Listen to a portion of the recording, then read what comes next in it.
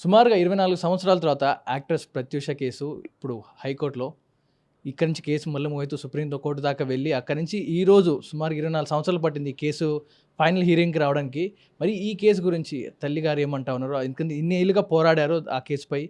అల్లు పెరగకుండా సుమారు 24 సంవత్సరాలు అంటే ఒక జనరేషన్ దాటిపోయినా కూడా ఆ కూతురికి న్యాయం జరగాలంటూ కూడా పోరాడారు. సో వారి తల్లితో మాట్లాడదాం సరోజిని గారితోటి. అమ్మ, సుమారు 24 సంవత్సరాలు పోరాడారు. మామూలు విషయం కాదు. అంటే మేము పుట్టక ముందు జరిగింది. ఇప్పటిదాకా చూస్తాను. ఇన్నేళ్ళు పోరాడారు. మరి ఈరోజు వచ్చిన తీర్పు గురించి ఏం చెప్తారమ్మా? ఈరోజు ఇచ్చిన సుప్రీంకోర్టు తీర్పు అండి, యాజ్ ఇట్ ఈస్ హైకోర్టు జడ్జిమెంట్ను కన్ఫర్మ్ చేశారు. I respect the judgment, I respect the court, I respect the judges also. ఇచ్చిన జడ్జిమెంట్ను ఒక ఇండియన్ సిటిజన్గా, ఒక ప్రత్యూష విక్టిమ్ తల్లిగా రిసీవ్ చేసుకుంటున్నాను, గౌరవిస్తున్నాను, వెల్కమ్ చెప్తున్నాను. అది న్యాయపరంగా. కానీ ఒక తల్లిగా, ఒక అన్యాయం అయిపోయిన అమ్మాయి తల్లిగా, మంచి భవిష్యత్తు ఉన్న అమ్మాయి అత్యాచారం చేయబడింది, చంపబడింది అనేది ఒక నా నమ్మకంతో, ఒక తల్లి నమ్మకం మీద నాకు జీవిత ఖైదు పడుతుందని ఒక హోప్తో ఉన్నాను. అందుకనే లాంగ్ టర్మ్ ఫైట్ చేసిన. ఎక్కడ ఓడిపోయినా మళ్ళీ లేని ధైర్యం తెచ్చుకొని, లేని నమ్మకాన్ని, అత్యున్నత స్థాయి కోర్టుల మీద నమ్మకాన్ని పెట్టుకొని పోరాటం చేస్తూ పోయినా. బట్ సేమ్ జడ్జిమెంట్ వచ్చింది. కొద్దిగా అసంతృప్తిగా ఉంది. జీవిత ఖైదు పడి ఉంటే బాగుంటుంది. దోషులకు ఎప్పుడు కూడా, అక్యూజర్లకు కూడా పనిష్మెంట్ సివియర్గా ఉండాలండి. ఉంటే వేరే వాళ్ళు చేయకుండా ఉంటుంది. ఇలాంటి పనిష్మెంట్లు వచ్చేస్తే వేరే వాళ్ళకి అవకాశంగా దొరుకుతుంది. అదే ఒక నా బాధ. కొద్దిగా అసంతృప్తి అయితే ఉంది ఒక తల్లిగా. అయితే ఆ రోజు ఫ్రెండ్స్తో బయటికి వెళ్ళి వస్తానమ్మా అని చెప్పి బయటికి వెళ్ళిన తర్వాత ఒక్కసారిగా మీకు ఒక ఫోన్ వచ్చింది. వాళ్ళకు హాస్పిటల్లో ఉన్నారంటూ చెప్పారు, లోపల ఐసీలో ఉన్నారు, ఇవన్నీ ట్రీట్మెంట్ జరుగుతుంది, ఇవో చెప్తూ వచ్చారు. అసలు ఆ రోజు ఏం జరిగింది హాస్పిటల్లో? కానీ మీరు వెళ్ళిన సమయానికి అంతా ఎవరెవరు ఉన్నారు అక్కడ? ఏం సిచ్యువేషన్ జరిగిందంటారు? ఏం లేదండి, ఫెబ్ 23, 2002లో పాపకి కన్నడ మూవీ వచ్చింది. ఓపెనింగ్ 24th రోజు ఓపెనింగ్ ఉండింది. నాగేశ్వరరావు గారు మనబడి వెంకట్ గారు ఉన్నారు కదా, వారితో ఒక సినిమా వచ్చింది హీరోయిన్గా, కన్నడ మూవీ. అండ్ ఓపెనింగ్కి పోదామని చెప్పి పాప రెడీ అయింది. వాళ్ళు they are inviting producer.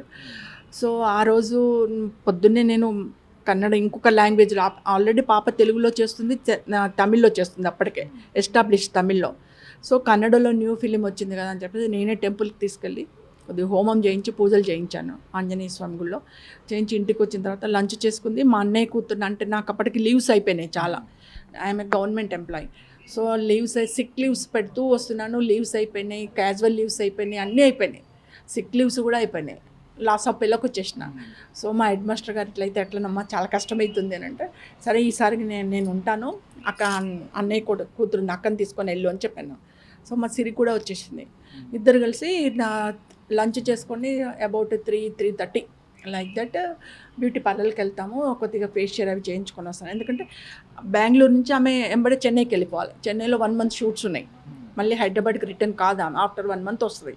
So ఆ 1 month కూడా నేను చక్కగా స్కూల్కి వెళ్ళొచ్చు కదా, కొద్దిగా నాకు లీవ్ ప్రిజర్వ్ అవుతుంది అని చెప్పేసి మా అన్నయ్య కూతుర్ని ఇచ్చి పంపిద్దామని చెప్పి ఆమె కూడా రెడీ అయిపోయింది. మా అన్నయ్య వాళ్ళ పర్మిషన్ కూడా తీసుకున్నా. ఇద్దరు కలిసి, మా పాపకు ఒక కెనెటిక్ ఉంది, ఈమెకు ఒక కెనెటిక్ ఉంది, కానీ ఇద్దరం కలిసి ఒకటే కెనెటిక్ మీద వెళ్తాం, అత్త నా కెనెటిక్ మీద వెళ్తామని చెప్పి పాప కెనెటిక్ అక్కడ పెట్టేసి మా సిరి కెనెటిక్ మీద వెళ్ళిపోయారు.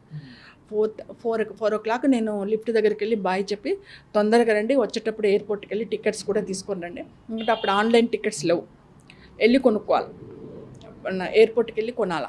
సో ఎయిర్పోర్ట్లో టికెట్స్ తీసుకుంటే మనకు టైమింగ్ కూడా తెలుస్తుంది, ఫ్లైట్ టైమింగ్స్ కూడా తెలుస్తుంది, మీరు తొందరగా రండి అని చెప్పేసి డబ్బులు ఇచ్చి పంపించాను. అదే లాస్ట్ నేను చూడడం. వెళ్ళిపోయిండు. ఫెర్రీ బ్యూటీ పార్లర్ పంజగుట్టలోకి వెళ్ళింది. ఆమె ఫేషియల్, పెడిక్యూర్ అన్నీ చేయించేసుకుంది. అప్పుడు మా బ్యాడ్లకు సిద్ధార్థ్ రెడ్డి ఎంటర్ అయ్యాడు. ఎంటర్ అయ్యి సిరిని అడిగాడు, ప్రత్యూష ఉందా అని అడిగాడు. లోపల ఉంది ప్రత్యూష అంటే, సరే నేను లోపలికి పోయి చెప్పేసి వస్తాను చెప్పి సిరి లోపలికి పోయి, ఇట్లా సిద్ధార్థ్ రెడ్డి వచ్చిందంటే, వస్తున్నాను అక్క, 1/2 hourలో వస్తున్నాను, ఎండింగ్లో ఉంది నాది వర్క్, వచ్చేస్తున్నాను అని చెప్పి వర్క్ కంప్లీట్ చేసుకుని ఫేషియల్ చేయించుకొని బయటకు వచ్చింది. అప్పుడు సిద్ధార్థ్ 2 నిమిషాలు మాట్లాడి, కొద్దిగా అలా వెళ్ళేసి వద్దాం మనం కార్లో, అబ్బాయికి కారు ఉండేది, అలా వెళ్ళేసి వద్దాము, మళ్ళీ ఎప్పుడో 1 monthకి వస్తావు కదా, ఒకసారి వెళ్ళేసి వద్దామంటే, అక్కడికి మా సిరి అబ్జెక్షన్ చేసిందంట, వద్దు అత్త కోపడుతుంది, మనం మళ్ళీ ఎయిర్పోర్ట్కి వెళ్ళాలి, టికెట్స్ కొనుక్కోవాలి, ఇంటికి వెళ్ళాలి, అత్త లగేజ్ పెడతాండది, అదంతా మనం ఒకసారి సెర్చ్ చేసుకోవాలి, ఏమన్నా తక్కువ ఉన్నాయా లేవా అని చెప్పి సెర్చ్ చేసుకోవాలి. మోర్ వర్క్ ఉంది, ఇప్పుడు ఏమొద్దు, తర్వాత వచ్చినాక కలుద్దురు కానీ అన్నదండి. అనగానే సిద్ధార్థ రెడ్డి బతిలాడట, లేదు 5 మినిట్సే అట్లా వెళ్ళేసి వస్తాము, ఇక్కడే కూర్చోసిరి, మేము వస్తున్నాము, తప్పకుండా 5 మినిట్స్లో వస్తామంటే ఇంకా తను ఏం మాట్లాడకుండా సరే నేను ఈయనే కూర్చుంటాను, తొందర రండి అన్న. మా సిరి అమ్మాయిని చూడడం లాస్ట్ అదే, ఇద్దరు కార్లో వెళ్ళిపోయారు. కథం ఎక్కడికి వెళ్ళారు, ఏం వెళ్ళారు అన్ని తర్వాత అక్కడ హయత్ నగర్లో కలిసారు, హిమాయత్ నగర్లో ఎక్కడెక్కడో చెప్పారు, కానీ వెళ్ళిపోయారు. నాకు 8 o'clock కాల్ వచ్చింది, ప్రత్యూష హాస్పిటల్లో ఉంది. మా సిరి అక్కడి నుంచి పరిగెత్తుకొచ్చింది ఇంటికి, ఇంకా రావట్లేదు, ఫోన్ చేస్తే ఫోన్లు లిఫ్ట్ చేయట్లేదు, ఆమెకు మొబైల్ ఉండే, మొబైల్ లిఫ్ట్ చేయట్లేదంట. ఎన్ని కాల్ చేసినప్పుడు ఆమె వచ్చేసింది ఇంటికి. నేను ఇంటి దగ్గర లేను, నేను లాక్ చేసుకొని కాల్ రాగానే నేను హాస్పిటల్కి పోయినా. ఇలా ఒకరికొకరం ఎక్కడ కూడా తారసపడలా. నేను వెళ్ళే వరకు హాస్పిటల్ ఐసీయూలో ఉంది ప్రత్యూష, సిద్ధార్థ రెడ్డి పక్క రూమ్లో ఉన్నాడు. నేను వెళ్ళి అక్కడ ఉన్న రిసెప్షన్లో అడిగాను ప్రత్యూష ఎక్కడ అని అంటే, పైన ఐసీయూలో ఉంది మేడం, ఫస్ట్ ఫ్లోర్కి వెళ్ళిన. వెళ్తే అక్కడ ఒక సెక్యూరిటీ ఉండండి మేడం మీరు, నేను లోపలికి పోయి అడిగొస్తాను. లోపలికి పోయి డాక్టర్ని అడిగేసి వచ్చాడు. పడితే వాళ్ళని అక్కడనే ఆపున్నాడు. దాదాపు 2 hours ఆపారు నన్ను బయట.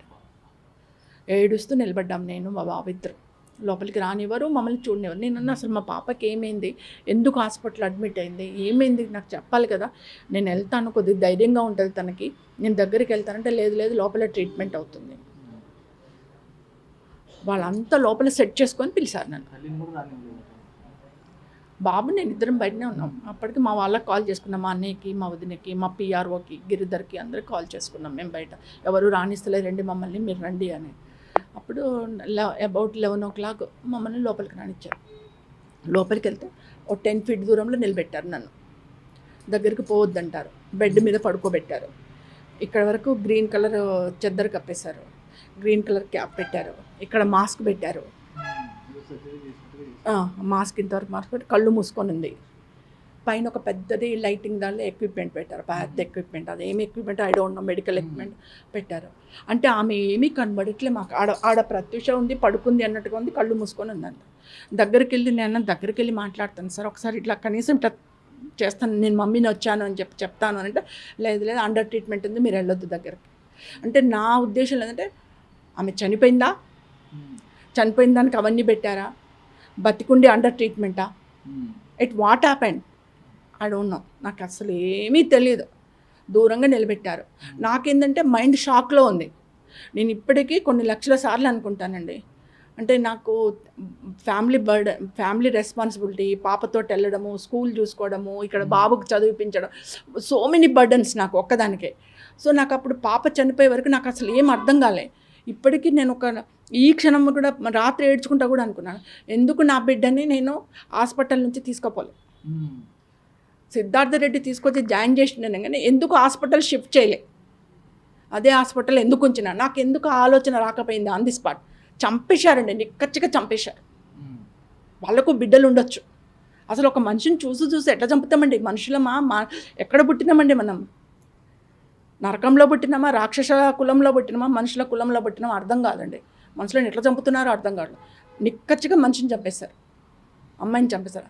అంత క్యూట్ ముఖాన్ని చూసుకుంటూ కూడా ఎట్లా చంపబుద్ధి అయింది నాకు అర్థం కాదు, చంపేశారు. డాక్టర్లు ఆ టైంలో మీకు కొన్ని ఎవిడెన్స్ కూడా ఇవ్వలేదంటూ చెప్తా ఉన్నారు, బిలాంగింగ్స్ కావచ్చు, కొన్ని వస్తువులు కావచ్చు ఇవ్వలేదంటా ఉన్నారు. సో ఎలాంటి వస్తువులు ఇవ్వలేదు, ఎలాంటి మాటలు చెప్పారు డాక్టర్ మీకు ఆ సమయంలో? పాపను చూపించిన తర్వాత ఒక్క నిమిషం 2 నిమిషాలు ఉంచారండి నా వాళ్ళంతా. బయట వెళ్ళి కూర్చోండి, అండర్ ట్రీట్మెంట్ అవుతుంది అన్నారు. నేను బయటకు వచ్చేసాను. అదే పక్కన సిద్ధార్థ రెడ్డి రూమ్ కూడా ఉంది. సిద్ధార్థ రెడ్డికి హాయిగా ఏంటంటే వివిఐపి ట్రీట్మెంట్లు అక్కడ సిద్ధార్థ రెడ్డికి. వాళ్ళ ఫ్రెండ్స్ అందరూ రావచ్చు, ఫ్రెండ్స్ అందరూ చూడొచ్చు, పేరెంట్స్ చూడకోవచ్చు, రిలేటివ్స్ చూడొచ్చు. ఆయనకు వివిఐపి ట్రీట్మెంట్ జరుగుతుంది. ఇక్కడ మాత్రం అనాథలాగా దాన్ని ఒక్కదాన్ని పడేశారు, మమ్మల్ని లోపలికి రానివ్వరు, మీరు రావద్దంటారు. ఎంత దారుణం అండి. నేనేమన్నా నా బిడ్డను మీకు ఇచ్చినా, అమ్ముకున్నానా? ఎంత దారుణం అంటే అంత దారుణమైన సిచ్యువేషన్ క్రియేట్ చేసింది నాకు అక్కడ. అనుభవిస్తారండి సిచ్యువేషన్ నాకు అంటే ఎక్కడ దిక్కులేని సిచ్యువేషన్ క్రియేట్ చేశారు.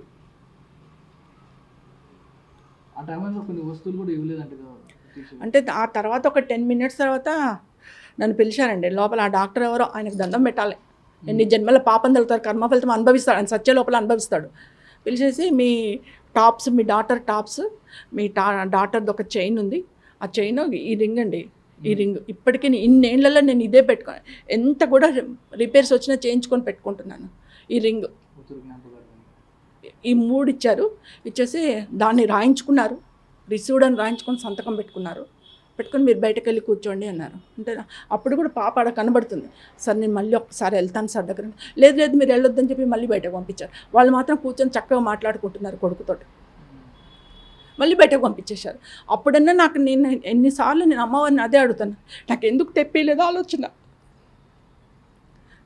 షిఫ్ట్ చేయాలని ఆలోచన ఎందుకు తెప్పిలే. మళ్ళీ వచ్చి పిచ్చిదానిలాగా బయట కూర్చుంటా.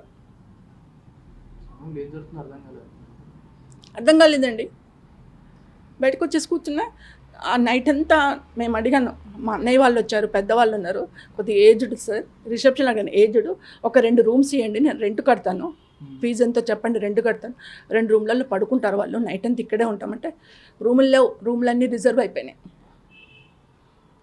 అదే సిద్ధార్థ రెడ్డి రిలేటివ్స్ వాళ్ళు ఉండే నాకు 5 రూమ్లు అలాట్ చేశారు. 5 రూమ్లు అలాట్ చేసి 5 రూమ్లలో వాళ్ళ ఫ్రెండ్స్, వాళ్ళ రిలేటివ్స్ అందరు ఉన్నారు. అదే రిసెప్షన్ కింద హాల్లో అలా చైర్లలో కూర్చొని ఇలా కూర్చొని పడుకున్నాం నైట్ అంతా.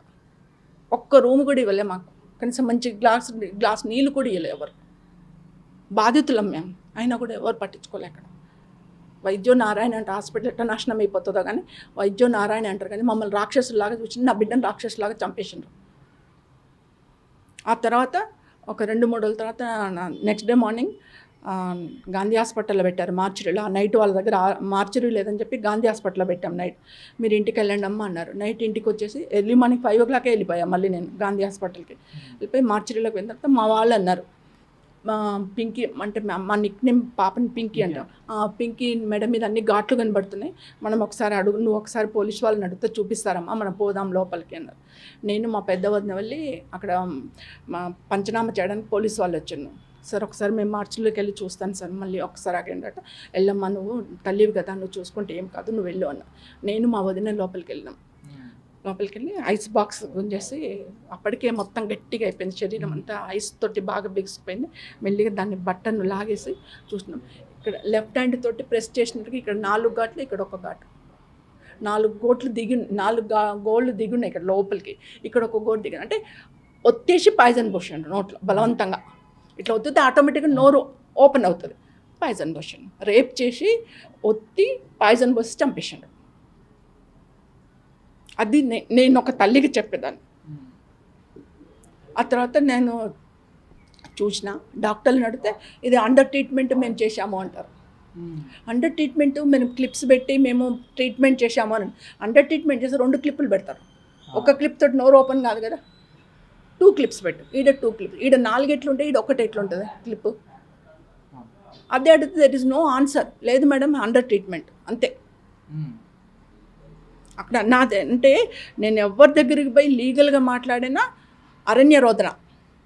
అక్కడ పవర్ ఇన్ఫ్లో అయింది, డబ్బులు ఫ్లో అయినాయి, 2 ఫ్లో అయినాయి. కాబట్టి నాది ఎవరు వినరు. I'm a single women, middle class women, నాకేమీ లేదు, డబ్బు లేదు, అధికారం లేదు, పవర్ లేదు, ఏమీ లేదు. ఎవరు వింటారండి? బిడ్డ చచ్చిపోయింది, ఇంకెవరు వింటారు? అరణ్య రోదన నాది, ఎవ్వరూ పట్టించుకోవాలి. తర్వాత నేను యాస్టీజ్ పోస్ట్ మార్టం రిపోర్ట్ అయిపోయి నేను అన్నీ కూర్చున్నాను లోపల. పోస్ట్ మార్టం తర్వాత డోర్ ముందర కూర్చొని ఏడ్చుకుంటూ కూర్చున్నాను. మునిస్వామి గారు పోస్ట్ మార్టం చేశారు, ఫోటోలు తీశారు, వీడియో తీశారు, అన్నీ everything. But everything not having, all మాయమైపోయినాయి. మళ్ళీ నేను భువనగిరికి పోయి నేను ఇంకొకటి కూడా అనుకుంటాను, ఇప్పటికి అది కూడా ఒక 100 సార్లు 1,00,000 సార్లు అనుకుంటా, నేను దానం చేయకుండా ఉంటే బాగుండేది నా కూతుర్ని. ఇంత తెలిసిన దాన్ని ఇవన్నీ ఎందుకు మైనర్ మిస్టేక్స్ చేసినా అని చెప్పి ఎన్నిసార్లు అనుకుంటా. దానం చేయకుండా ఉంటే బాగుండేది, నేను బొంద పెట్టుకొని ఉంటే బాగుండేది, మళ్ళీ రీఇన్వెస్టిగేషన్ అడుగుదును, పోస్ట్ మార్టం అడుగుదును, ఎందుకు దానం చేసినా. మా కుటుంబ ఆచారాల ప్రకారం మా అన్నయ్య వాళ్ళు దానం చేద్దాం అని చెప్పి దానం చేశారు. ఎవిడెన్స్ లేకుండా అయిపోయింది. మళ్ళీ రీపోస్ట్ మార్టంకి అవకాశం లేకుండా అయిపోయింది. అదొక మిస్టేక్ జరిగింది. ఆ రోజే హాస్పిటల్ నుంచి షిఫ్ట్ చేస్తే నా బిడ్డ బతుకునేమో. వేరే హాస్పిటల్ వాళ్ళు ఇంత అన్యాయంగా చేయరు కదండి, ఇంత క్రూరంగా చేయరు కదా. అన్ని హాస్పిటల్ అట్లా తగలబడవు కదా. 2 మిస్టేక్ల వల్ల నా బిడ్డను పోగొట్టుకున్నాను. ఈరోజు న్యాయం దొరకకుండా అయిపోయింది, ఆ రోజు బిడ్డను పోగొట్టుకున్నా. తర్వాత నన్ను పిలిచారు, నేను హైదరాబాద్కి వచ్చేసిన. ఇది సస్పెక్టెడ్ డెత్ అని చెప్పేసి కొన్ని పేపర్లలో అక్కడిక్కడ వచ్చేసరికి ఇదేంటి నా బిడ్డ ఆత్మహత్య అన్నారు, మళ్ళీ సస్పెక్టెడ్ డెత్ అని చెప్పి. అప్పటి వరకు మీకు అనుమానం అయితే ఏం రాలేదు అప్పటి వరకు కూడా? అంటే ఆత్మహత్య అంటే ఎందుకు ఆత్మహత్య చేసుకుంది? She is very responsibility girl, మంచి బాధ్యతాయుతమైన గర్ల్, ఆమెకి ఏం ప్రాబ్లం కూడా లేదు. నేను అన్ని విధాలు ఒప్పుకున్నా, పెళ్లి చేస్తా అని చెప్పిన, అన్నీ ఒప్పుకున్నాక కూడా ఎందుకు సూసైడ్ చేసుకుంది అనేది ఒకటే మైండ్లో ఉండే. ఏం తప్పు చేసిన నేను, నన్ను ఎందుకు వదిలిపెట్టిపోయింది, ఫ్యామిలీని ఒంటరిగా ఎందుకు చేసిపోయింది అనేది ఒకటే ఉండే. ఆ బాధతోటే ఏడ్చుకుంటూ పోయినా, చేసిన ఇక తప్పదు, నా బిడ్డ చనిపోయింది అనుకొని చేసుకొని వచ్చింది. నాకు ఇవన్నీ తెలిసేవరకు మళ్ళీ again I back to Hyderabad. Back వచ్చేసి నేను మొత్తం ఎంక్వైరీ చేసిన, ఏంది ఏమైంది ఎక్కడైందంటే వాళ్ళు పిలిచారు, ఎవరు హాస్పిటల్ వాళ్ళు, కేర్ హాస్పిటల్ వాళ్ళు పిలిచారు. కేర్ హాస్పిటల్కి పోయి నేను అడిగిన, సరే డ్రెస్ ఉంది కదా, ఆ డ్రెస్ ఇవ్వండి, నాకు మెడికల్ లీగల్ కింద డ్రెస్ మీరు ప్రిజర్వ్ చేస్తారు కదా, ఆ డ్రెస్ ఇవ్వండి అన్నాను. లేదు ఎక్కడుంది డ్రెస్, తగలబెట్టేసినాము అన్నారు. అట్టిట్లా తగలబెడతారు సార్, మెడికల్ లీగల్ కింద డ్రెస్ ప్రిజర్వ్ చేయాలంటే మీ పాప మోషన్ చేసింది అందుకని సార్. పైజామ్లో మోషన్ చేస్తే పైనదేమైంది సార్, పైనదన్నా ప్రిజర్వ్ చేయాలి కదా. ఒక సస్పెక్టెడ్ పేషెంట్ మీ దగ్గరకు వచ్చినప్పుడు మీరు ఏం చేయాలి, మెడికల్ లీగల్ కింద తీసుకోవాలి, తీసుకొని ఎవ్రీ ఆర్టికల్ ప్రిజర్వ్ చేయాలి. మీరు ఎందుకు ప్రిజర్వ్ చేయలే అంటే, లేదు మోసం చేసింది, మేము అక్కడ ఉన్న డాక్టర్లు అప్పటికప్పుడు డస్ట్బిన్లో పడేసిండు, మా ఎర్లీ మార్నింగ్ మా సర్వెంట్స్ తీసుకుపోయి అన్ని తగలబెట్టేస్తారు, మీ పాప డ్రెస్ కూడా తగలబెట్టేసింది. Reckless answer. వైద్యో నారాయణ అని చెప్పి దండం పెట్టుకుంటాం హాస్పిటల్కి వద్ద. రాక్షసులు అయిపోయిండు నా బిడ్డ విషయంలో. నా బిడ్డను నా చేతులారా అందరూ కలిసి అత్యాచారం అయిన తర్వాత చంపేసాడు. అంత పగ పెంచుకోవడానికి కారణం ఏంటి? మీరు పెళ్ళికి మీరు ఒప్పుకున్నారు ఆల్రెడీ, చేస్తారు, వాళ్ళ ఇంట్లో ఒప్పుకోలేదన్నారు. సరే పెళ్లి విషయంలో అమ్మాయి కెరీర్ బిల్డ్ చేయాలంటే మీరు కొన్ని రోజులు ఆపారు, తర్వాత అతను ఒప్పుకోలేదు. మరి ఈ ఇవి పెళ్లి రీజన్ వల్ల ఇంత చేశారా, లేకపోతే ఇంకేదైనా ఇద్దరు గొడవ అయిందంటారా ఏమన్నా? అండ్ అతనికి ఏంటంటే ఒక ఇన్ఫీరియారిటీ కాంప్లెక్స్. అంటే ఈమెకేమో ఆఫర్ల మీద ఆఫర్లు వస్తున్నాయి, డిఫరెంట్ లాంగ్వేజెస్లో వెళ్ళిపోతుంది, మంచి హీరోయిన్గా ఎస్టాబ్లిష్ అవుతుంది. నాకేమో ఇంట్లో ఒప్పుకోవట్లేదు, ముందరికి ఫార్వర్డ్ కానిస్తలేరు మా పేరెంట్స్. రేపు ఈమె బాగా ఎస్టాబ్లిష్ అయిపోయింది అనుకోండి, నన్ను రిసీవ్ చేసుకుంటుందో లేదో, చేంజ్ అవుతుందేమో, అప్పుడు నా పరిస్థితి ఏంటి అని ఒక బాగా న్యూన్యతాభావం వచ్చేసింది. ఇన్ఫీరియారిటీ కాంప్లెక్స్, నేను తక్కువ అవుతానేమో అనే ఒక న్యూన్యతాభావంతో ఇదంతా క్రియేట్ చేసి చంపేశాడు. సింపుల్. కానీ అతను ఒక ప్రేమికుడు కాదు, ఒక మనిషి కాదు, రాక్షసుడు. ప్రేమికుడు అయితే ఇంత ఘాతకానికి పాల్పడి ఉండడు, అతను వాళ్ళు ఒక్కడు కూడా చేసి ఉంటే ఇంకా చాలా మంది కూడా పేర్లు బయటకు వచ్చే అవకాశం ఉంది రానున్న రోజుల్లో. మరి ఇంత ఘాతకాన్ని పాల్పడంటే ఇంకేదైనా ఉండే ఉంటాయి కారణాలు అంటారా ఏమన్నా? ఏం లేదు, ఇదే కారణం, న్యూన్యతాభావం. అంటే తను డెవలప్ అయిపోద్ది, తను ఎస్టాబ్లిష్ అయిపోతుంది, నన్ను మర్చిపోద్ది. ఒక రాక్షసత్వం, ఒక వ్యతిరేకత, ఒక సైకోయిజం, వాటితో ఇవాళ రేపు జరుగుతున్నాయి కదండి, చిన్న చిన్న ఇష్యూలకు చంపేస్తున్నారంటే ఒక సైకో, ఒక వ్యతిరేకత, అంతే. మరి ఎన్ని సంవత్సరాలు ప్రేమ వీళ్ళది, ఏ ఏజ్ నుంచి వీళ్ళు ప్రేమించుకుంటూ ఉన్నారంటూ మీకు తెలిసింది? 17 years, ఒక 1-2 years అనుకుంటాను అంతే. 19 yearsకి పాప చనిపోయింది, 17th year. అప్పటికి ఆమె అప్పుడు ఏం లేదు, అప్పుడు మామూలు ఫ్రెండ్షిప్ కానీ ఉండే. 18th year క్రాస్ అవుతుంటే కొద్దిగా క్లోజ్ అయ్యారు, లవ్ అనే దగ్గరికి వచ్చారు. నేను అక్కడికి పాపకు బాగా ఎక్స్ప్లెయిన్ చేసిన, కూర్చోబెట్టుకుని ఒక ఫ్రెండ్స్ లాగా ఉండేటోళ్ళం మేము. మన సిచ్యువేషన్ ఇది బెటా అని చెప్తే తను కన్విన్స్ అయింది, నేను మంచిగా కన్విన్స్ చేసుకున్నాను. బట్ అక్కడి నుంచి తిరుగుబాటు వచ్చేసాను. నమ్మిపోయింది, పోకుండా ఉంటే బాగుండేది, బట్ నమ్మింది. నమ్మకమే ఆమెను తీసుకుపోయింది, ఆమె నమ్మిన నమ్మకం తీసుకుపోయింది. ఒక 5 నిమిషాలు ఆ రోజు వెళ్ళకుంటే బాగుండు అంటూ ప్రతిరోజు కూడా గుర్తొస్తూ ఉంటుంది మనకు. అంతే కదండి, నేను వద్దు అని చెప్తే కూడా పోయింది. ఏం చేస్తాం, ఏం చేయలేం కదా, ఇప్పుడు అనుభవించాల్సిందే. తిరిగి రాదు నా కూతురు, నేను ఫేస్ చేయాల్సిందే, అది నా కూతురు కాబట్టి ఎట్లాంటి సిచ్యువేషన్ అయినా నేను ఫేస్ చేస్తా కూడా, భవిష్యత్తులో కూడా చేస్తా. మరుగా 24 సంవత్సరాలు పోరాడారు, ఇప్పుడు ఒక మళ్ళీ 6 కోర్టు వేస్తూ ఉంటాయి. 5 సంవత్సరాల నుంచి అది 2 సంవత్సరాలకు వచ్చింది. ఇప్పుడు వచ్చిన కోర్టు తీర్పుని మళ్ళీ ఎలా ఫేస్ చేయబోతున్నారు? ఇప్పుడు 2 సంవత్సరాలు జైలు శిక్ష పడకపోవచ్చు, ఇంకేదైనా ముందు ఎలా ఉండబోతుంది, నెక్స్ట్ కార్యాచరణ ఎలా ఉండబోతుంది, అతని మీద ఎలాంటి యాక్షన్ తీసుకుంటే బాగుంటుంది అంటారు? కాబట్టి నేను ఒకటే చెప్తున్నానండి, వాళ్ళు ఏం చేస్తారు, వాళ్ళు ఏదో ఒకటి చేస్తుంటారు, న్యాయ పోరాటం ఇంకా న్యాయంగా ఏం చేయొచ్చు అనేది వాళ్ళు ఆలోచిస్తుంటారు. నేను కూడా మాకు జడ్జిమెంట్ కాపీ రాలేదు, ఇంకా ఇవ్వాలనే కదా జడ్జిమెంట్ కాపీ వచ్చిన తర్వాత రెస్పెక్ట్ జడ్జెస్ ఏమి ఇచ్చారు, క్లియర్గా ఏముంది జడ్జిమెంట్లో అది తెలుసుకున్న తర్వాతనే డిస్కస్ చేద్దాము అని అన్నారు అడ్వకేట్. ముందు కాపీ తీసుకుందామన్నారు, అతను అప్లై చేస్తానన్నారు. కాపీ వచ్చిన తర్వాత నేను ఒక్కసారి మా అడ్వకేట్స్ తోటి మాట్లాడి డిస్కస్ చేసిన తర్వాత ఒక డిసిషన్కి వస్తాను. మీరేమో పలుకుబడి ఉన్న వాళ్ళు అంటూ చెప్తా ఉన్నారు. మరి ఇప్పుడు లాస్ట్ స్టేజ్కి వచ్చింది కేసు, మీకు ఏమైనా బెదిరింపు కాల్స్ కావచ్చు, మిమ్మల్ని బెదిరించడం కానీ థ్రెటన్ చేసే అవకాశం కూడా ఏమైనా తెలుస్తుందా? ఇప్పుడు ఏం లేదండి, ఫస్ట్లో వచ్చినాయి, ఇప్పుడు ఎవరు లేరు కదండి. ఓన్లీ అక్యూజ్డ్ అంటే సిద్ధార్థ్ రెడ్డి అంటారు, మిగతా అన్ని అలిగేషన్స్ ఎవిడెన్స్ లేవు. కాబట్టి ఎవరు రాలేదు. ఇన్నేళ్ళలో కూడా నన్ను ఎవరు ఏమనలేదు. నేను నా పోరాటం నేను చేసుకుంటూ పోయాను. బట్ అందరూ ఎస్కేప్ అయిపోయి సిద్ధార్థ్ రెడ్డిని పెట్టారు కాబట్టి అతను కూడా అబ్రాడ్లో ఉన్నాడని తెలిసింది. అంటే కొన్ని ఇన్ఫర్మేషన్స్ ఉన్నాయి మాకు. కాబట్టి ఎవరి లైఫ్లో వాళ్ళు సెటిల్ అయిపోయారు. అన్యాయం అయిపోయింది ప్రత్యూష కుటుంబం. కాబట్టి మేము బాధితులము, మేము అన్యాయం అయిపోయినాం కాబట్టి వాళ్ళకేం బాధ అండి, ఇంకా వాళ్ళకేం బాధ లేదు కదా. దే ఆర్ సెటిల్డ్, పెళ్ళిళ్ళు చేసుకున్నారు, పిల్లలను కన్నారు, డబ్బులు సంపాదించుకున్నారు, సెటిల్ అయిపోయినారు. పాపం చేసిండ్రు, అందరు సెటిల్ అయిపోయినారు. ఆ పాపంతో బాధపడే వాళ్ళ మేము ఇంకేముంటుందండి, ఏముండదు కదా. కానీ ఒకటే, ఇక్కడ మనుషుల కోట్లలో అన్నిట్లలో ఇన్ఫ్లుయెన్స్ చేసి డబ్బు పెట్టి అధికారం పెట్టి ఎస్కేప్ అయిపోయింది. అంటే ఎవిడెన్స్ లేకుండా చేసిన. కానీ దేవుడి కోట్ల చేయలేరు కదా. ప్రతిసారి దేవుడి దగ్గర కూరకాలంటే నువ్వు చావాలి, దేవుడి దగ్గర కూరాలి, నువ్వు చావు దేవుడి దగ్గరికి వెళ్తావు, ఆ కోట్ల పనిష్మెంట్ వస్తుంది. దేవుడి కోట్ల మాత్రం పనిష్మెంట్ తప్పకుండా వస్తుందండి. ఈ కేసులో నేను ప్రతి ఒక్కరికి, మీడియా వాళ్ళకి, ఇప్పుడు మార్నింగ్ నుంచి మాట్లాడిన ప్రతి ఒక్కరికి అదే చెప్తున్నాను. ఈ కేసులో చిన్న వాళ్ళ నుంచి అతి పెద్ద వాళ్ళ వరకు ఈ కేసులో ఎవరెవరైతే ఇన్వాల్వ్మెంట్ ఉన్నారో, డైరెక్ట్గా కావచ్చు, బ్యాక్ కావచ్చు, కేసు బ్యాక్లో కావచ్చు, కేసులో డైరెక్ట్ ఇన్వాల్వ్మెంట్ కావచ్చు, వాళ్ళందరూ కుక్క చావు చేస్తారు. కనకదుర్గమ్మను నేను డైలీ ప్రేయర్ చేసేది అదే, ప్రతి దేవుణ్ణి డైలీ ప్రేయర్ చేసేది అదే. నా బిడ్డకు న్యాయం చేయి, ఇందులో ఇన్వాల్వ్ అయిన వాళ్ళను, నా కుటుంబాన్ని ఇలా చేసిన వాళ్ళను, మమ్మల్ని దిక్కులేని వాళ్ళని చేసిన వాళ్ళని అందరికీ పనిష్మెంట్ ఇయ్యమ్మా. నేను కళ్ళతో చూస్తున్నాను, ఇంకా చూస్తా. వాళ్ళు నాశనమైపోతారు, నా బిడ్డ కాళ్ళ దగ్గరికి వస్తారు, వాళ్ళ కుటుంబాలకి భవిష్యత్తులో వంశం మొత్తం నా బిడ్డ పాపం, నా మానసిక క్షోభ, నా కుటుంబ పాపం తప్పకుండా తగులుతుంది, సర్వనాశనం అయిపోతారు ప్రతి ఒక్కరు. ఇదే నా శాపం, నా మానసిక క్షోభ వాళ్ళకి తగులుతుంది. అంతవరకు మాత్రం నేను చెప్పగలుగుతాను. ఎందుకంటే న్యాయస్థానాలలో ఎదుర్కోలేకపోతున్నా. దేవుడి దగ్గర అమ్మవారి ప్రేయర్స్ మాత్రం చాలా ఉన్నాయి, ఆ ప్రేయర్స్ తప్పకుండా తగులుతాయి వాళ్ళకి. అంతవరకు చెప్పగలుగుతాను. విన్నారు కదా, సుమారు 24 సంవత్సరాల పోరాటం, మరి ఇప్పుడు తుది తీర్పు వచ్చేసింది.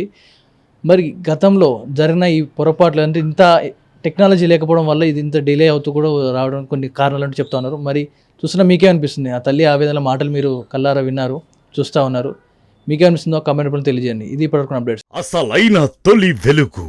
ఫాలో వాట్సాప్ @తొలి వెలుగు official.